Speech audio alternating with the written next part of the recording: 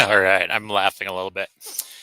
So Facebook didn't want to go live, so I had to jump back out and jump back in. Sorry about that, guys. But let me go forward with this vlogcast for what I was calling it was um, the lion factor in 2024, the courage that and resiliency you need, and talking a little bit about my own journey and what I've seen so far. Apologize for coming and jumping back in, but anyway, I was the um, just not expecting the technical difficulty today. It is Friday, so I guess StreamYard wanted to go on a vacation. So anyway, I was using my LinkedIn live event, and Facebook has this rule that you have to start right on time. And anyway, today was just kind of this is an off the cuff one, so I wasn't expecting it to give me some tech difficulties, but we're back. All right, so I'm going to share my screen. I want to talk about the news today. Let me give you some things to think about. Um, Perspective is always, a powerful thing. Before I do that, let me tell you a little bit about what I've been going through. When it comes to job search, you have to be a lion. And so the logo for the Where's Your Next brand is a lion, of all things. And so the reason for that is that everything career related is the courage of a lion, right? That's really the big thing.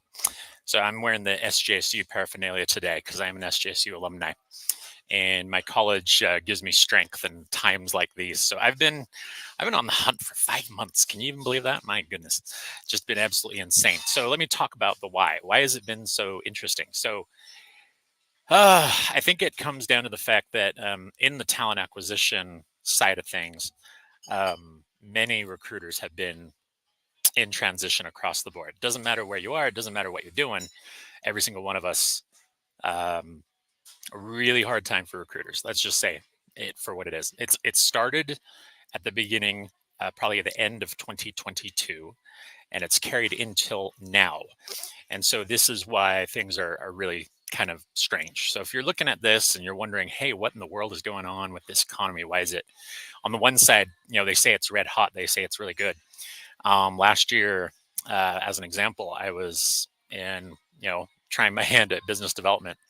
And I talked to one of my mentors, his name's Thomas Beatty, and he told me, Mike, this is the hardest time to sell staffing in like a decade. And I was like, oh, really? And he's like, yes, because you chose the one time to go try your hand at it. At the time, it was going to be toughest, but that's okay.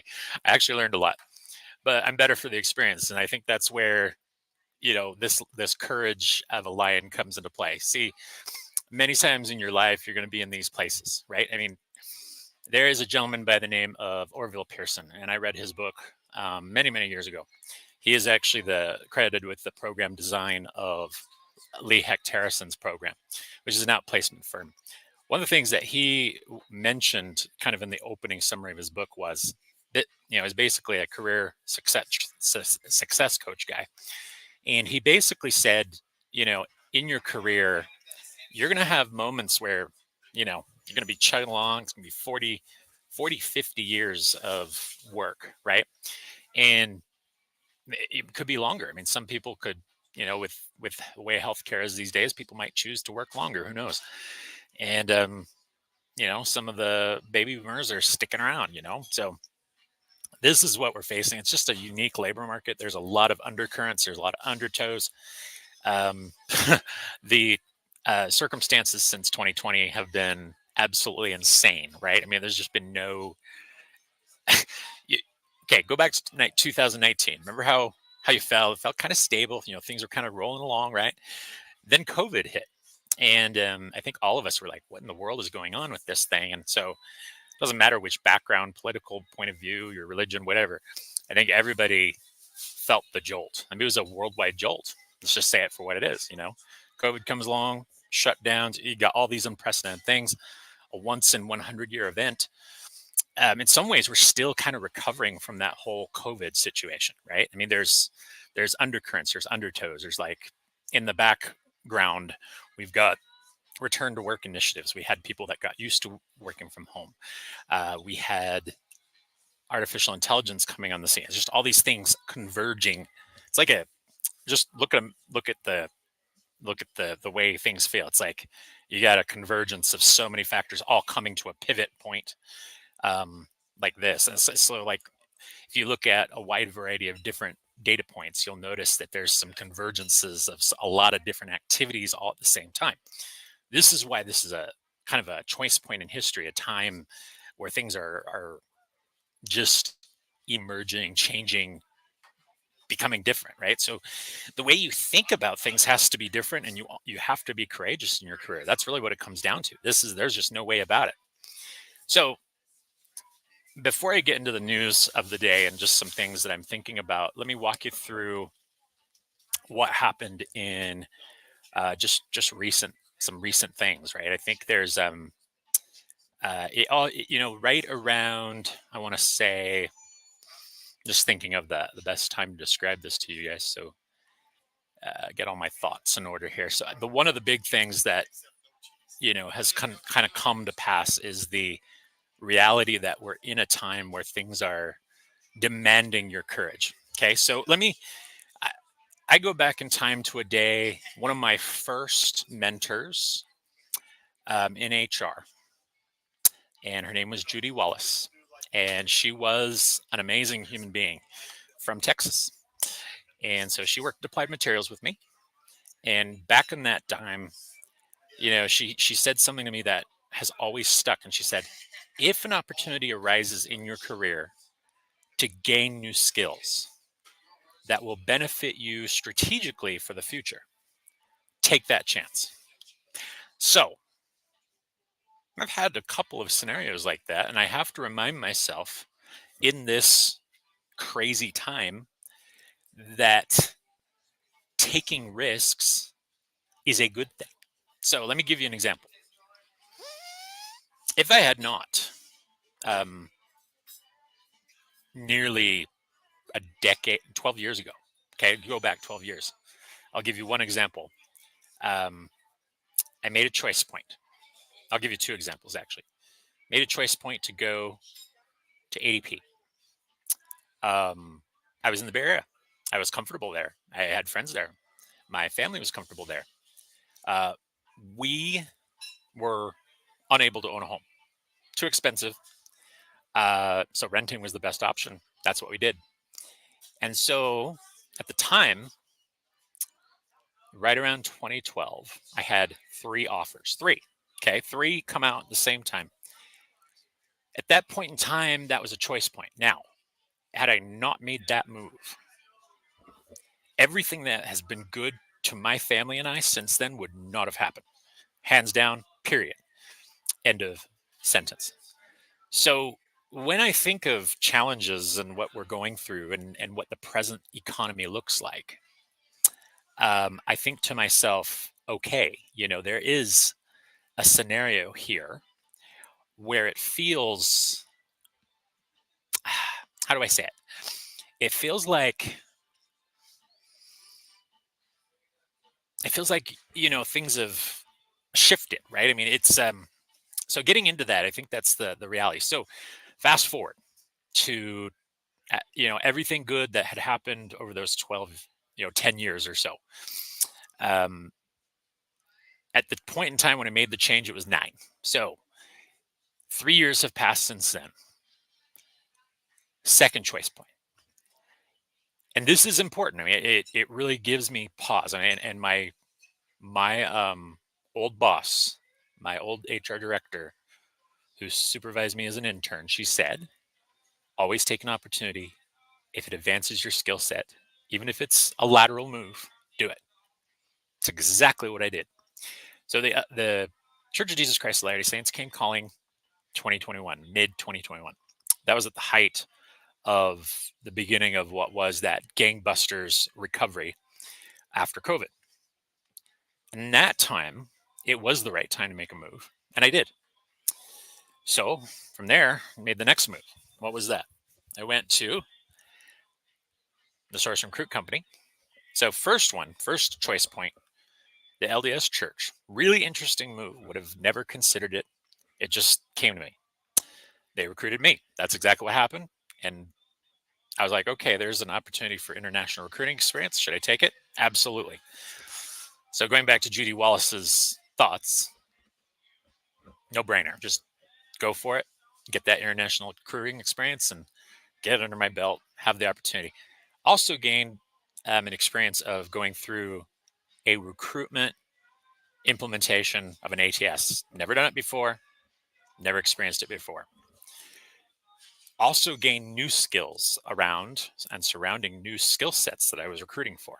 New knowledge, new spaces, new understanding of how to recruit in another area. Really important stuff, right? Learning trades recruiting and construction recruiting. Good stuff. Next, source and recruit company.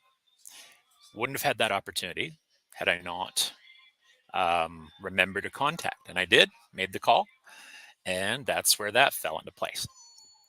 10 months later, 11 months later, then transition came. I've talked about that many times. I'm not going to get into it right now, but that came, and here we are, 5 months.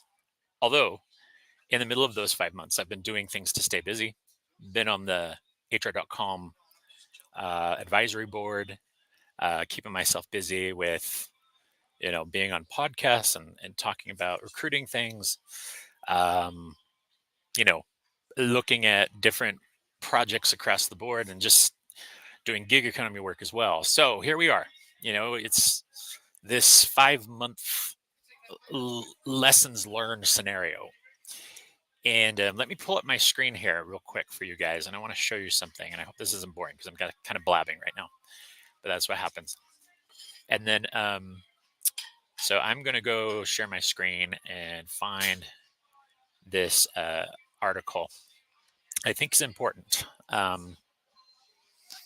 So I want to go to this one. It's an article from the NBC. Let me read this. So America's job market increasingly appears to be splitting. And so they start off by saying the U.S. labor market is shifting towards skilled labor as white-collar hiring slows. Now, evidence can be found in the data, which shows higher unemployment for workers in business services and a lower one for people who work in manufacturing. Really interesting. So what this means, you just kind of read through this. The ADP report came out yesterday. That was 190,000. And the other one, the BLS, came out at 175,000. So there was a significant slowdown. March had, I think it was 300,000. So roughly half, if my memory serves me correctly. But yeah, let's read this real quick. America's job market increasingly appears to be splitting into two tracks, economists say, alongside a steady demand for skilled workers and a flagging interest in hiring more knowledge-based professionals. The evidence can be found in the data, which shows a higher unemployment rate for professional and business services workers and a lower one for people who work in manufacturing. It's a buyer's market for brain and a seller's market for brawn, said Aaron Terrazas, chief economist at the jobs and workplace search site Glassdoor. On a Friday, the Bureau of Labor Statistics reported the latest monthly payroll data for the U.S. economy. Total employment rose by 175K in April. The unemployment rate rose slightly to 3.9% from 3.8% in March. So, interesting data. A softness in the jobs report was greeted with some positive reactions. So, what everybody's hoping is that the interest rates will go down.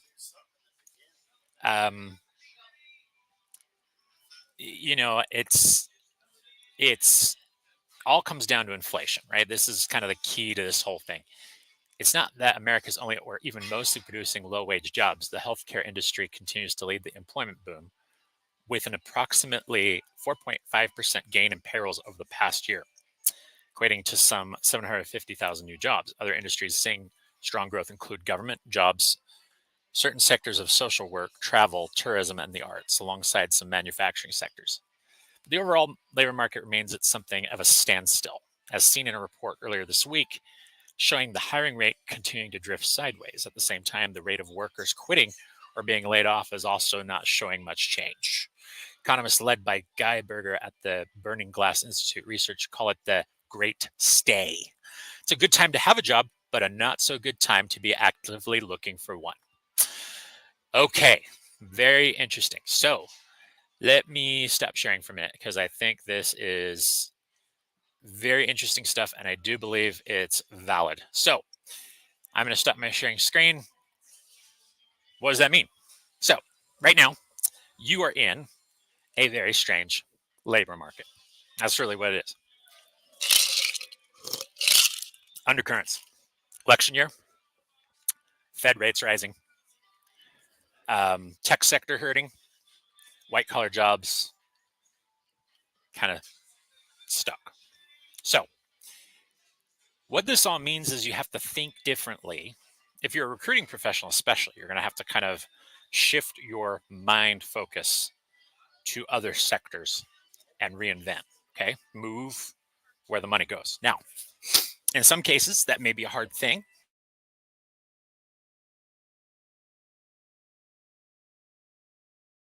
By the name of David Perry. And David Perry is author of Guerrilla Job Seeking for Job Seekers. Now, the reason his book is so important is the techniques. So what he's talking about is doing things that are different that others aren't doing. So in my world, HR and recruitment, my journey has been defined by my choices. Now, I made the choices I did based on what I was talking about earlier with the focus from Judy Wallace's wise counsel many years ago, which is shift and get experience, even if it means lateral, even if it means taking a risk. I did take a risk. And the risk led to a point where, I had a situation where I had to move on. So now, again, not my choice in that situation. It came down to my old boss just, I was trying to do sales out in Salt Lake City, and it was a soft market for staffing sales, right? And so didn't hit the sales targets like we wanted, and he had to move strategic focus to another area, and that's okay. That's what happens. So still a good friend of mine. I appreciate him. He's a good man. Now, this is the challenge we are in, though. It means that you have to pivot. You have to think differently. You have to be creative in these times when it feels like life is giving you lemons. So this is also for the talent acquisition community. I hope you guys know that just going and continuing on is the most important thing you're ever going to do. It is not easy. It is a tough market. You look at what that labor report shows, and it just I was on Recruiter Therapy yesterday. Shout out to Steve Levy. He did a really great job presenting economic data. So I think we are in a place where things are definitely unique, which means thinking out of the box. So I've expanded my search to the ecosystem surrounding HR. I had 9 years at ADP. I know the space of HCM. Why wouldn't I try to take a move into a vendor scenario for HR services or recruiting? It makes complete sense. So I've shifted some of my focus to the job search in that area, and just going after some of the major HR tech vendors. Next week, there's a recruiting event on AI and recruiting put on by Silicon Slopes, and I'm definitely going to that. Sponsored by STG, which is a local staffing firm here in Utah. So with that said, again, gotta think out of the box from the job search perspective. Let me show you something. You're gonna fall off your chair if you see this, but it's just interesting because I'm gonna share my screen again, and this time we're gonna go check out LinkedIn, and we're just gonna show you a few postings and just show you what it looks like to be a job seeker when you apply on one of those.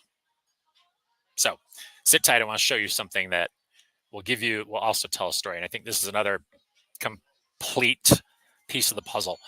I mean, there's a lot of things in this job search that I've gone through that have been a little weird. So I had one guy, I've had folks, all the things that we talk about as recruiters that we want to avoid, I have experienced. From ghosting to bad interviews that had no structure. Structured interviews tend to be a better candidate experience because the questions are uniform, they're already put together.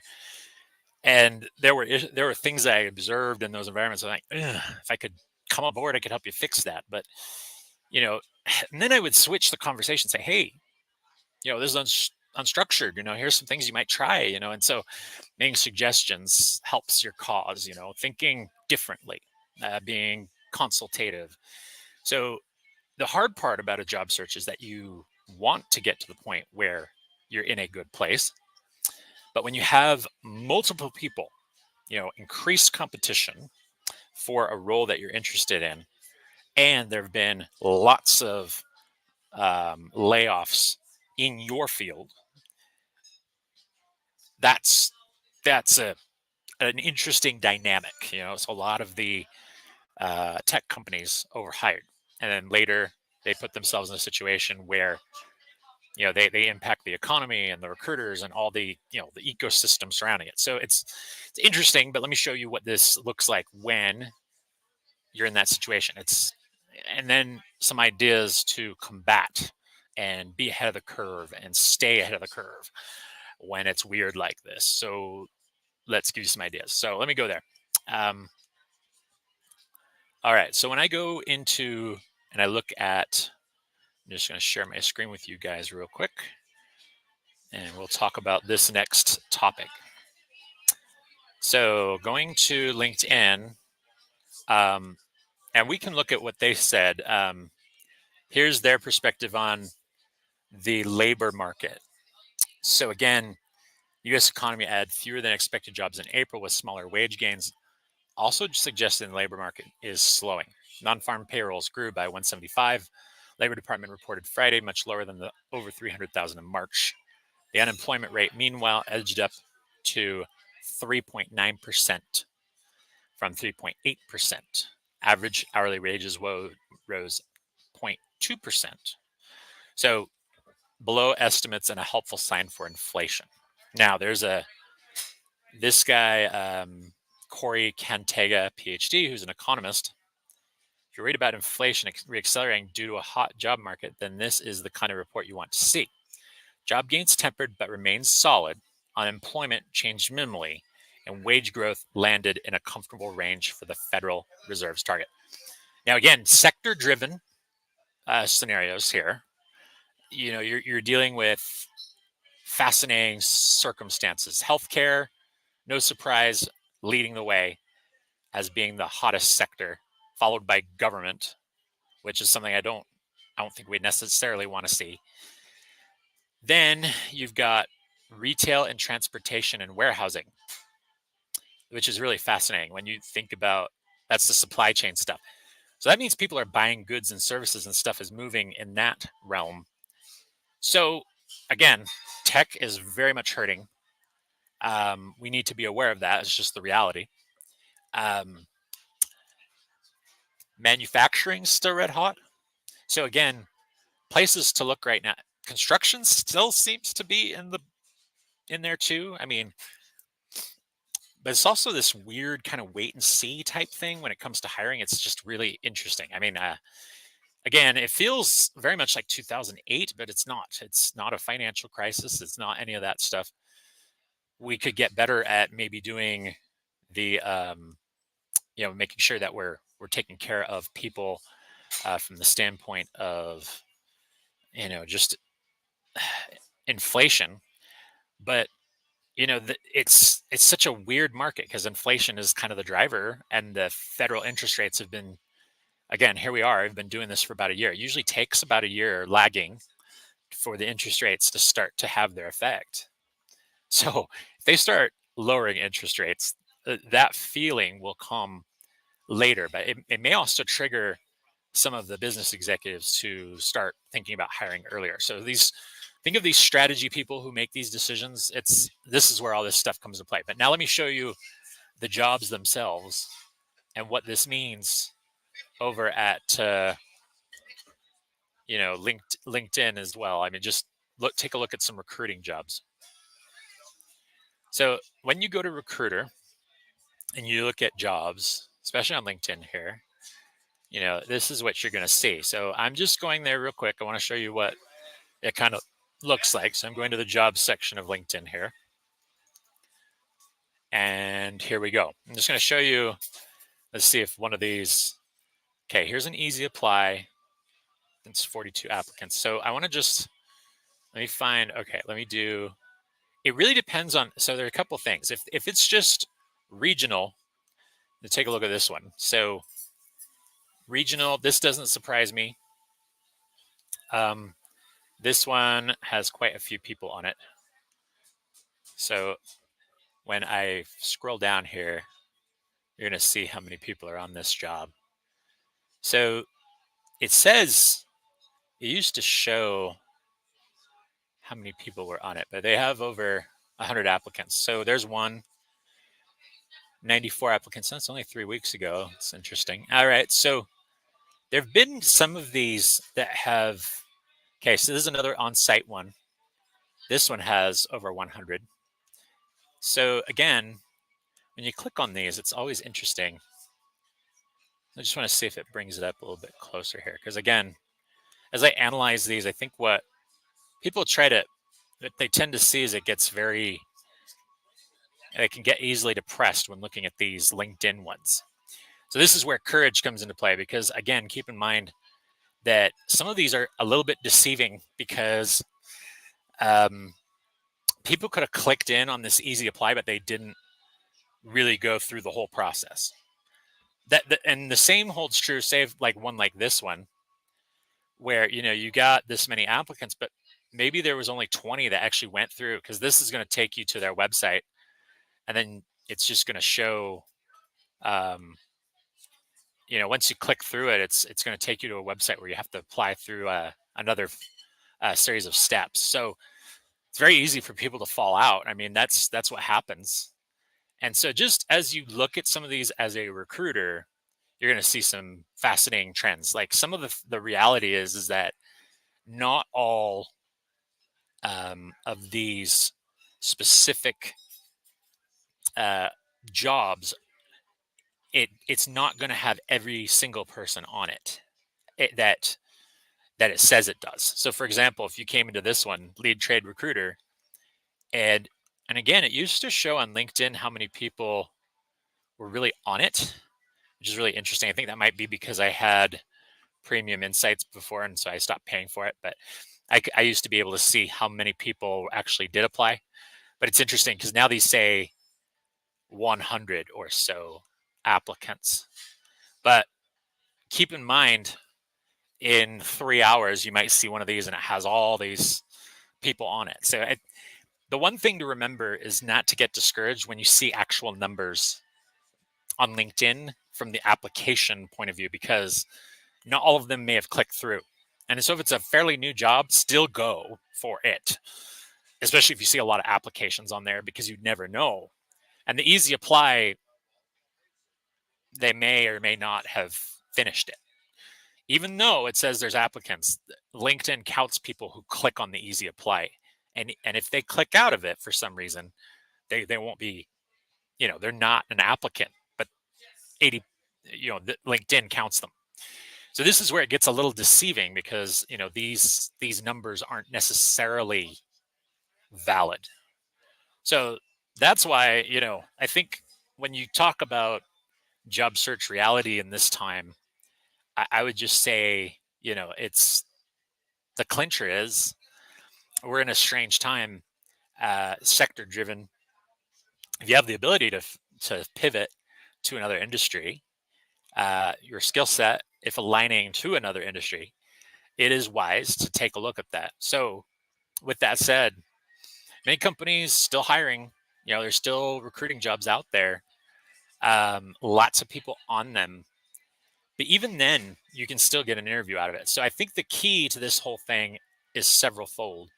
From a job search strategy point of view, let's bring this home now. What would I do? What would I do in this environment? I would network, network, network, network, network, network, network. Very important. Go to your first level degrees on LinkedIn. Your recruiter, go to your candidates that you placed before. Any one person could be 1 degree of separation away from what you're trying to get to. So it's an interesting phenomenon. Picking up the phone, reaching out to people, having them get back to you, and then having people, take the time to talk to you. So we are in unique times from that perspective, but we do need to stay the course when it comes to your job search because discipline matters. So setting a routine, getting up each day at the same time, doing what I do, going to a restaurant and having some time to sit and get your thoughts in the morning and then go on a walk or get out, it is extremely healthy to be frustrated when you don't get a role or you're the runner up for a role or something else happens. So from that perspective, don't let these things kind of get you down in these times because again, it's such a unique time. And that's why, you kind of got to roll with the punches, so to speak. So from me to you today, that's exactly the message is just have courage, keep going. This is the labor market. It's not a recession. It feels like one, but it's sector driven recession. Okay. And so that's the reality here. And we are in that situation where you have to kind of think about it carefully, be smarter than the average job seeker. What do most people do? They just go apply on one of the major sites. They'll go LinkedIn, Indeed. They'll go to ZipRecruiter, put their resume in, and then that's it. They don't do additional steps like following up with the leadership, sending a note of interest and going that way. In fact, doing that is 10 times more powerful than just letting yourself, go through the front door channel. Now, again, front door channel is one aspect of the job search. It's not the only. It's actually better if you're reaching out to your network and you're saying, hey, I'm on the job hunt, just letting you know, please keep an eye out for me. Something so simple that doesn't have to be long, real basic, to the point. You could give them a backstory a little bit about why you're searching, but then you just go from there.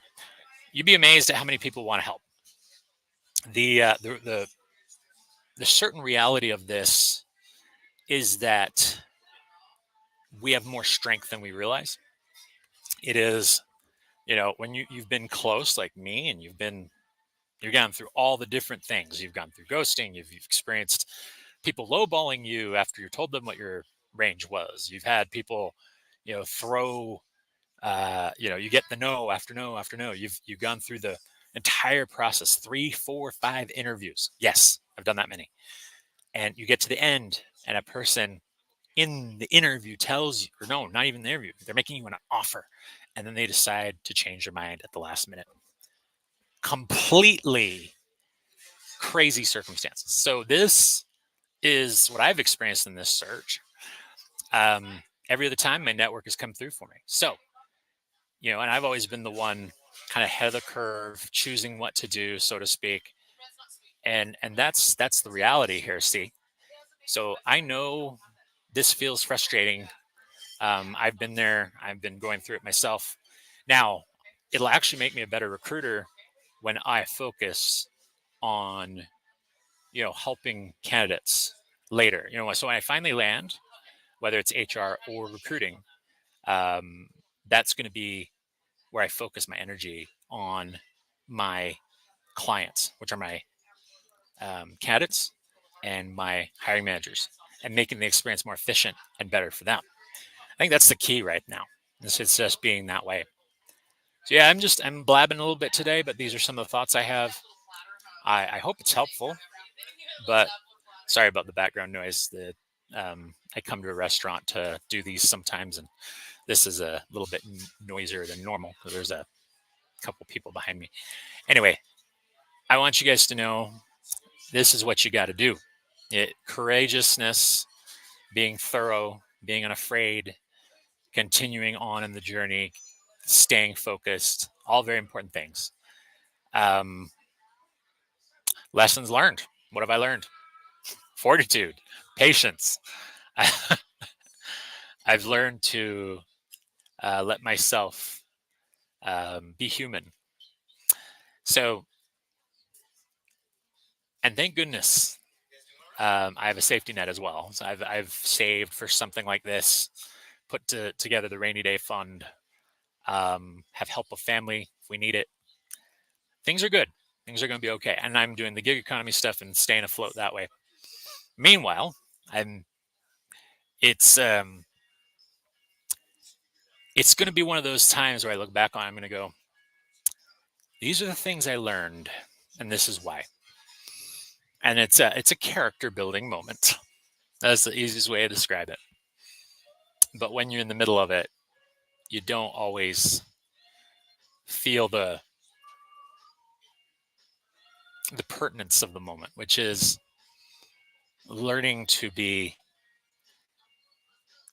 humble and learning to know your value proposition and speak to that, and just letting yourself find peace with your family, hold them closer. It reminds me that the human element of what we do in recruiting is bigger than any of us. The positive impact, the things that drive me back to recruiting is what keeps me going. So I'm going to talk about one last thing. There's a gentleman by the name of Ed Milet. Let me go find his LinkedIn profile, and I'll share my screen again. But I want you guys to see one of his quotes before we hang up today, just to give you a little more hope. And in hopes that this will motivate you a little bit, give you some hope to sail through this time and be patient if you're on the job search, because right now job seeking is much harder than it has been because of the underlying undercurrents of the economy, and because the Fed is raising interest rates, which has not been done they've been lowering them for consistently for about 20 years, and it was driving up the economy. And so there were nuances there that I think are, worth understanding, and hopefully it gives you a better point of view that you can get through these things. It doesn't need to be a worrisome time. So this is Ed Milet, and he wrote the book A Power of One More. You can see the book up at the top of his profile there. But he has a concept that he calls one more day. And it's a story that he tells about his father, who passed away and really influenced him to become this amazing coach. And now look at all these followers he has.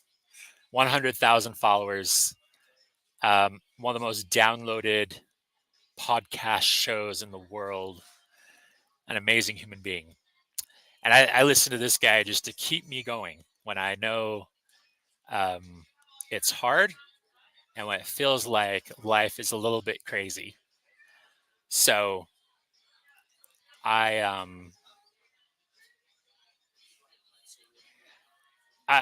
okay, this is cool. Let me read this. This is something he said. If you're the same person you were last year, even just a day ago, you're not growing. In order to make an impact, you need the best version of you. Here's why that's crucial. Our ability to help others around us is directly tied to our own growth. It's not selfish, it's essential. When you commit to bettering yourself, you're not just benefiting you, you're elevating everyone around you. Think about it. The only way we can consistently show up for others is by showing up for ourselves. That's really good.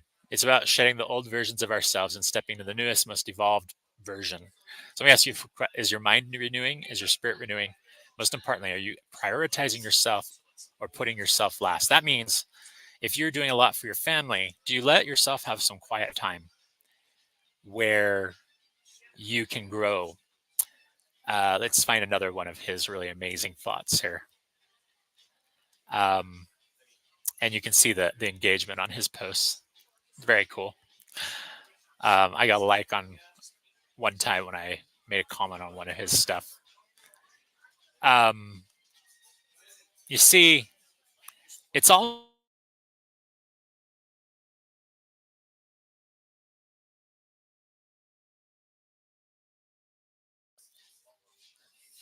so. And here's an important point about habits. Very important. It doesn't matter how talented or fired up you are, you're human, so your levels of motivation will ebb and flow from moment to moment and day to day. Motivation is based on emotions. Unless you're a robot, you will experience swings that can impact your output and results. Very, very, very important. You can still be wildly successful, but if you rely primarily on the energy that motivation gives you, you're operating below peak capacity. However, when you pair motivation with discipline, you create a framework that combines two essential qualities to propel you in the right direction at maximum speed and efficiency. Discipline is critical because it allows you to see the bigger picture, develop the right skills and talents, focus on the process, not the outcome, be insanely consistent, and minimize impacts on your output when you're not motivated. Let's just say it for what it is. It's extremely demotivating to get rejection after rejection after rejection in your life. And when you're experiencing that with a job search, it's extremely hard. So this is probably one of the most important points to end on, which is be disciplined to be motivated. Your habits. So James Clear, in his book Atomic Habits, talks about setting the framework for consistent habits. So in this job search, what I've learned is that you need to continue to keep giving and trying to help people. And that's the reality, right? I mean, I think we're all experiencing this. So wherever you are right now, just kind of remember, go one more day. Remember Ed Milet's motto.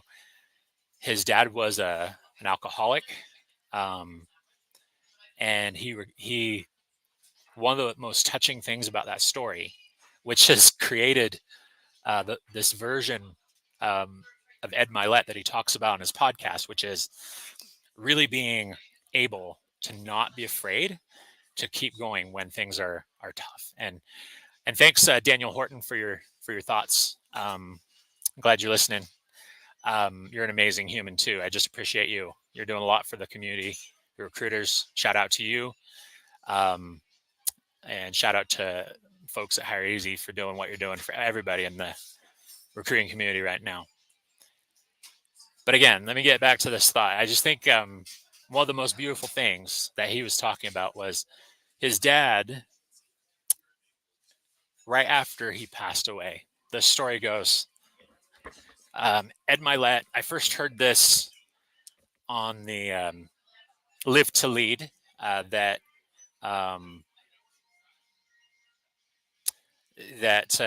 is put on by the John C. Maxwell Foundation. And really amazing because John C. Maxwell is a great leader. But Ed Milet spoke at that event. And I remember this was back in about, I think it was COVID. I want to say it was COVID or maybe 2021, somewhere around there. And say, oh my gosh. Okay, I want to show you guys this. Oh man, this is insanely cool. I'm here at Denny's, and if you can't read this, let me get bigger screen for a minute. I'm going to stop sharing. But he just walked over, heard me what I was talking about on the vlogcast here, and this is what this says. If you can't read that, The Power of One More saved my life and family. That's exactly what I was just showing you was his book, The Power of One More. As the story goes, see the impact? It's like a tidal wave that spreads. Your impact of one, when you're motivated and you continue to keep going, is an extremely powerful thing, right? But here's the deal. In that book, that story on that stage, he was talking about his dad after he passed away. Didn't mean to get distracted. It just happens when amazing things are happening around you. But at that moment, what I found that was really cool is he was on stage, literally about to cry, and just having this, telling this story and getting emotional as a man. And he's a big guy, okay? And his in that moment, he was just so special. I think absolutely incredible. And he talks about how his dad was an alcoholic. After his dad passed away, he'd been recovered for, I think it was like 30 years. And suddenly he goes, guess what? I found this little diary. And he kept getting calls from people who just kept, all these people came to this funeral, and he was so amazed about it. But later he found this little journal like thing. And in it were all these friendships with phone numbers of people who are former alcoholics from Alcoholics Anonymous. And his dad was calling them. And his message to them, one more day. One more day. So no surprise that a Denny's worker listening to me give this vlogcast to you guys would say this. And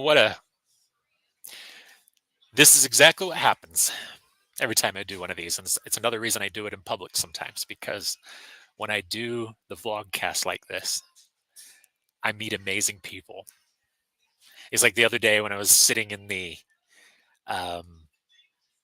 Barnes and Noble doing job search stuff and making phone calls, and over came the guy that heard me. And he says, "Are you on a job search?" And I said, "Yes, I am."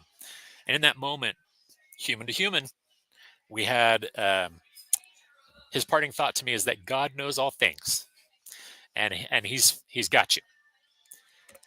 I really do truly believe that if we put out good in the universe, it comes back to us tenfold, hands down, without hesitation.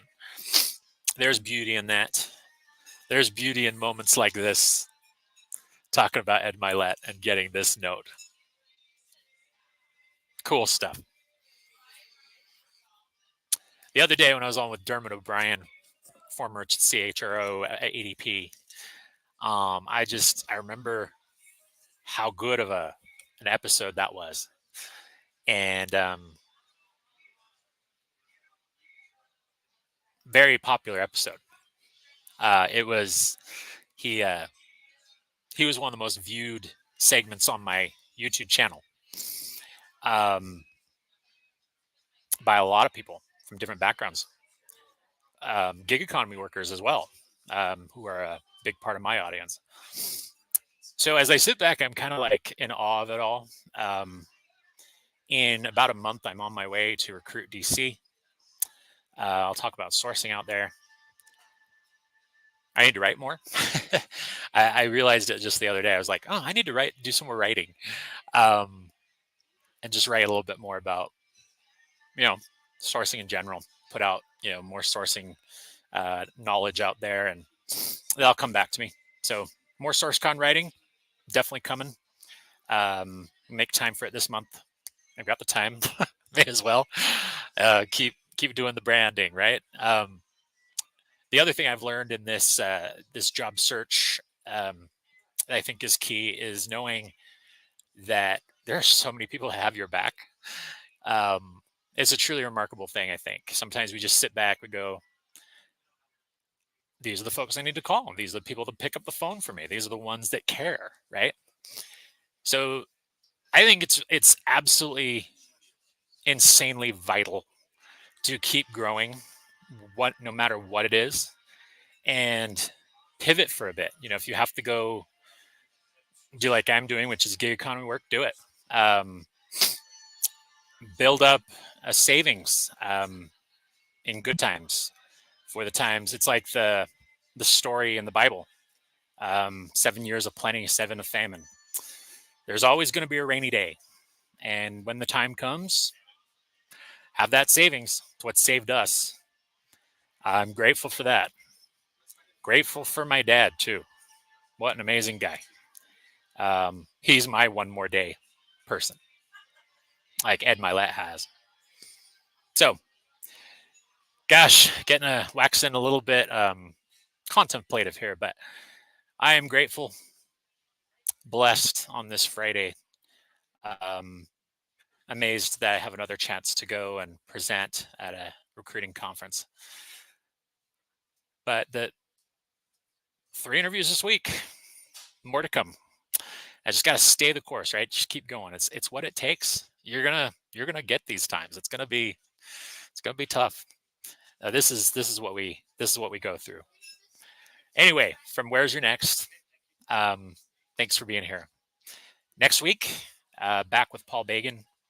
Our sponsor is Higher Scale. Thank you to them. And that is it from the vlog. Till next time. I hope this was helpful. Don't know who will listen, but keep going. That's the message. That is why our logo for the Where's Your Next YouTube channel is a lion. And now you know the rest of the story. Peace out.